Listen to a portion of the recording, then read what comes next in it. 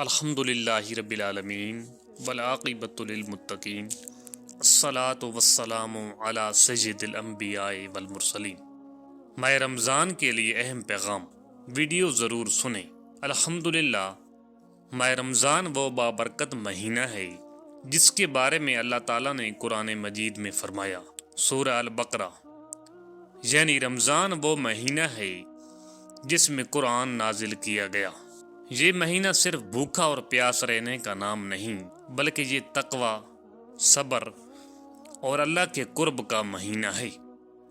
اللہ تعالیٰ فرماتے ہیں سورہ البقرہ میں، اے ایمان والو، تم پر روزے فرض کیے گئے تاکہ تم متقی بن جاؤ۔ رمضان کی سب سے بڑی خصوصیت قرآن سے تعلق مضبوط کرنا ہے۔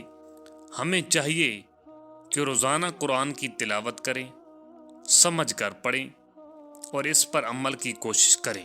حدیث مبارکہ میں آتا ہے کہ رسول اکرم صلی اللہ علیہ وآلہ وسلم نے فرمایا، جس نے ایمان اور ثواب کی نیت سے رمضان کے روزے رکھے، اس کے پچھلے گناہ معاف کر دیے جاتے ہیں۔ رمضان رحمت، مغفرت اور جہنم سے نجات کا مہینہ ہے۔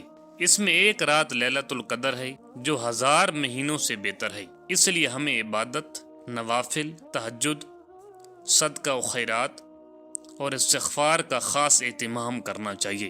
خاص پیغام یہ ہے، 5 وقت کی نماز کی پابندی کریں، تراویح کا اہتمام کریں، جھوٹ، غیبت اور گناہوں سے بچیں، یتیموں اور مسکینوں کی مدد کریں۔